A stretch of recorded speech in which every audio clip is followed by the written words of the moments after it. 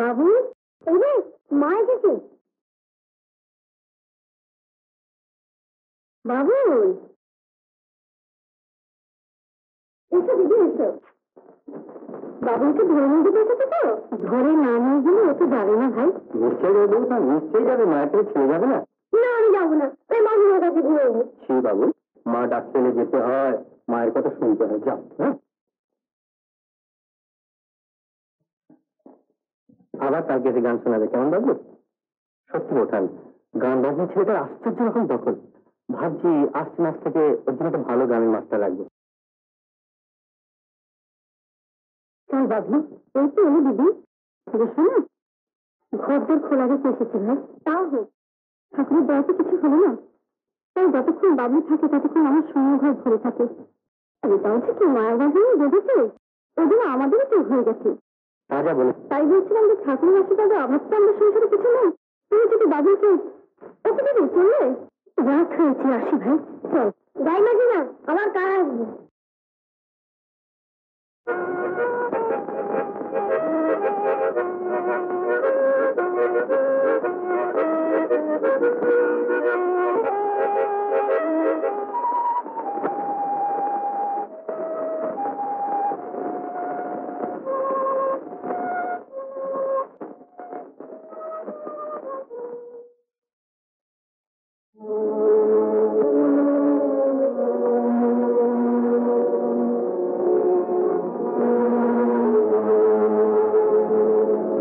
আপনাকে চলে যাবেন মানে? মানে কলকাতায় হঠাৎ একটা ভালো কাজ পেয়ে গেছি, 2-1 দিনের মধ্যে জয়েন করবার তাগিদ এসেছে, তাই পাটনা থেকে বিদায় নিতে হচ্ছে। খবরটা শুনে মনটা খুব খুশি হতে পারছে না রাজবাবু। এতদিন পাশাপাশি বাস করে কেমন একটা আত্মীয়তা। বাবুকে নিয়ে যাবেন নাকি? নিয়ে যাওয়াই উচিত। ছেলে ছেড়ে কোন বাপ যেতে চায় বলুন? নয়, মাঝে মাঝে হয়ে যাবো না, কিন্তু যাই না। বাবুর বড় কষ্ট হবে কিন্তু। হ্যাঁ, তা হয়তো হবে, কিন্তু শহর করে জায়গা, ঘর সংসার না গুছিয়ে। আচ্ছা, বাবুকে যদি কিছুদিন আপনাদের এখানে রেখে যাই, আপনাদের কোনো অসুবিধা হবে? অসুবিধে? আমার স্ত্রী তো হাতে হাত পাবে রাজবাবু, জানেনি তো উনি বাবুলাম তো প্রাণ। বারে নিজে যদি কিছু কম। বাবুলও আপনাদের পরমাত্মীয় মনে করে। তাহলে বাবুল কিছুদিন আপনাদের কাছেই থাক। হ্যাঁ, বিলক্ষণ বিলক্ষণ। তা মেয়াদটা একটু বাড়িয়ে দিন না রাজীব বাবু, কিছুদিনের বদলে চিরদিনের জন্য ওকে রেখে যান, কি বলো? ওমা, রাজীববাবুর জন্য চাকরির ব্যবস্থা করো। ব্যস্ত হবেন না, মানে আমি একটা দরকারে এসেছিলাম। যাকে থাক, বলুন না, সংকট আমার কি আছে?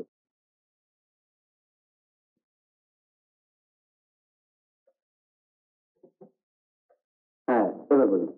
মানে বলছিলাম কি, হঠাৎ এখান থেকে চলে যেতে হচ্ছে বলে কিছু নগদ টাকার জন্য বড় মুশকিলে পড়ে গেছি। আমার আবার পাটনায় কোনো ব্যাংক অ্যাকাউন্ট নেই কিনা। একজন চিন্তা হওয়ার কি আছে? কতটা চাই আপনার? আপাতত 1000 খানে খরিদ করে। নিশ্চয় নিশ্চয়। উমা, উমা, দেখো 1000 খানেক টাকা এনে দাও তো। এই উপকারের জন্য অশেষ ধন্যবাদ বিনোদ বাবু, আপনি সত্যি বন্ধুর কাজ করলেন। থাক থাক থাক, ওসব কথা থাক রাজীব বাবু। হ্যাঁ, তা আপনি যাচ্ছেন তবে? কালই যেতে চাই, চাকরি বলে কথা। আমি পৌঁছে আপনাকে চিঠি দেবো।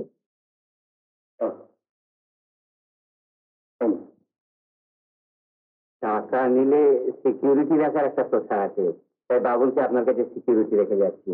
যেদিন টাকা ফেরত দিয়ে যাবো সেদিন আবার বাবুলকে নিয়ে যাবো। তাই যদি হয় তাহলে টাকাটা কোনো দিনই ফেরত দেবেন না রাজীব বাবু। আচ্ছা, নমস্কার নমস্কার।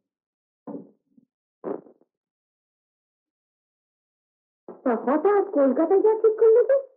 একটা বছর পাটনা থেকে তো দেখলাম ভাগ্য সুপ্রসন্ন হলো না, তাই ভাবছি দেখি আবার কলকাতায় গিয়ে চেষ্টা করে। ও, কাজ তাহলে এখনো পাইনি? কাজ কি আপনি আসে ধরে নিতে হয়। তো যাকে শোনো, তুমি তো গুছিয়ে গাছিয়ে নাও, কালই আমাদের কলকাতা রওনা হতে হবে।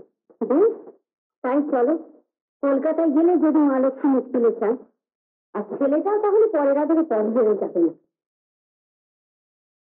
একটা কথা, কলকাতায় গিয়ে কোথায় উঠবো, কতদিনে চাকরি পাবো, ওগুলো তো স্থিরতাই নেই।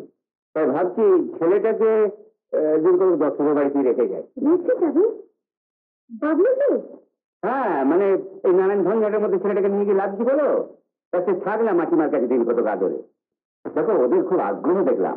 ওদের আগ্রহ তো হবেই। ছেলেকে আমার কেড়ে নিতে না, হাত বাড়িয়ে বসে আছে। তোর মায়া জানে আসলে বুঝি না। সৌদামিনী, এসব কি বলছো? ওরা নিঃসন্তান বলে বাবুলকে একটু স্নেহ করে, ওকে স্নেহকে এত ছোট করে দেবো না। হ্যাঁ গা, আমার গাছ নিয়ে বলো তো, বাবুলকে তুমি ওদের দিয়ে দেবে না? পাগল, ছেলে গাছে কি আমার ব্যর্থ নাকি? তাছাড়া বাপ হয়ে আমি কখনো তো পারি। তোমরা সব পারো, তোমরা তো মরো না, তোমরা সব পারো। এই দেখো, আমি যে ছেলেটাকে বরাবরের জন্য এখানে রেখে যাচ্ছি কটা দিন মাত্র, কলকাতায় গিয়ে একটা চাকরি জোগাড় করে ঘর দরের ব্যবস্থা করে আবার তাকে নিয়ে যাবো। একদিনের চিন্তার কি আছে? না, আমার সময় নেই, তুমি ব্যবস্থা করো না, আমি এখানে আসছি।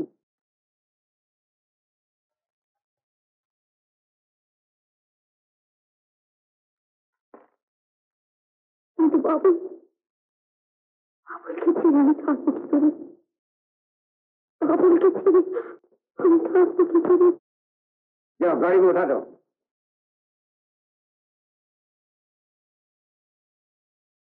বলবো, তোমার হলো? ট্রেনের যে সময় হয়ে এলো।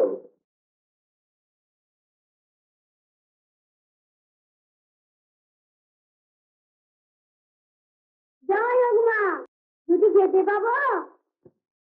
এইটা কি বলে মেয়ে ছেলে যাই যাই করে পা উঠতে চায় না, না চলো। বাবুল, বাবুল কোথায়? তাকে আবার কেন? দেখি তো একটা হাঙ্গামা বাজাবে। যাবার আগে তাকে একটা দেখেই যাবো না? না না, দেখে যেতে হবে না, এমনি দেরি হয়ে গেছে, না চলো। মা হয়ে ছেলের মুখ দেখে যেতে পাবো না? দেখি পায়ে পড়ি, তাকে একবার ডাকো, বাবুলকে একবার ডাকো, তাকে একটি বাচ্চাকে ডাকো।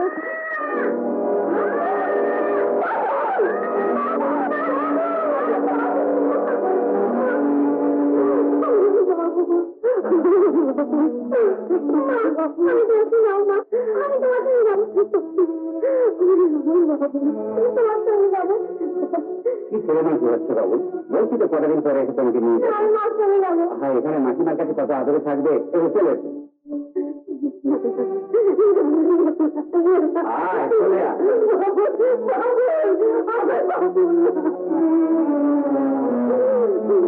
আর দুষ্টুমি করে না বাবুরা।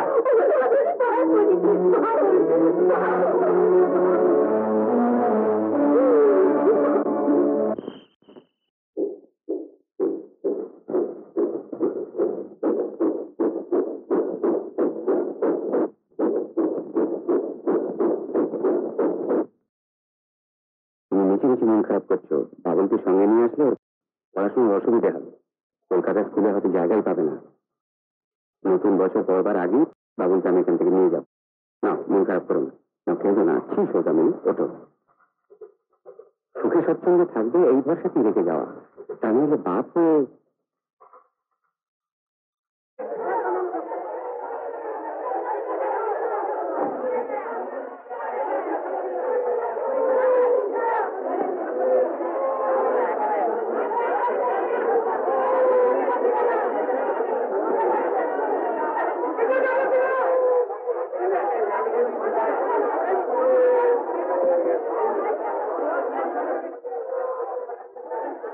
দিল্লি বোম্বাই নয়, এটা কলকাতার শহর, টাকা পয়সা নিয়ে একটু সাবধানে চলতে হয়।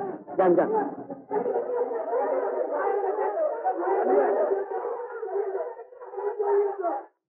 দাদা কেমন হলো? খুব বেঁচে গেছি মশাই, একবার কান ঘেসে। তাকে আপনি উইলিয়ামসের ঘোড়াটা ধরতে বলেছিলেন, চা খেয়ে আসবেন। না না না না, আজকে থাক। কলকাতায় কি এই প্রথম আসা হলো না? না না, আরো এসেছি।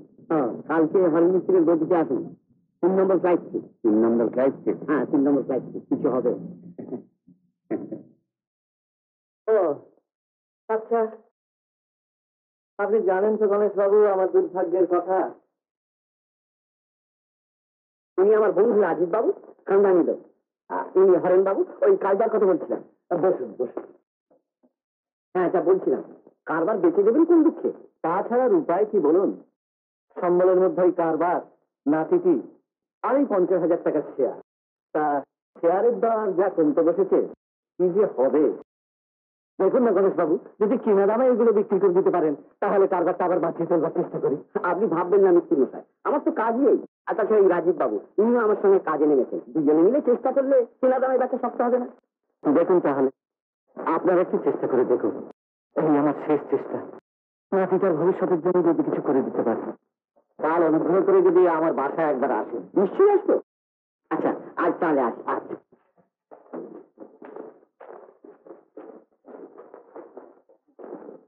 শেয়ারবাজারে একটা ফোন করুন তো, আমি ব্যাংকে ঘুরে এক্ষুনি আসছি।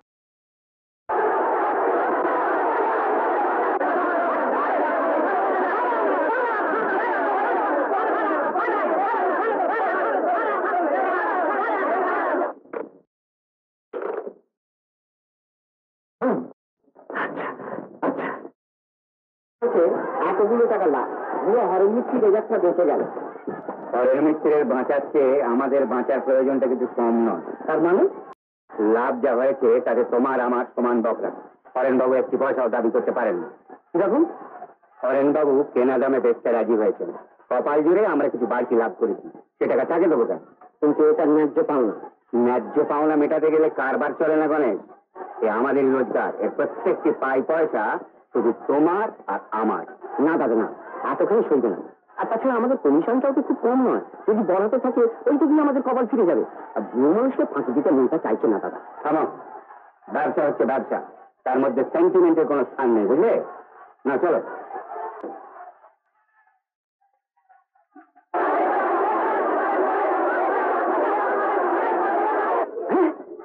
সব ব্যাংকে বলেছে কিছু দরকার যাবে না।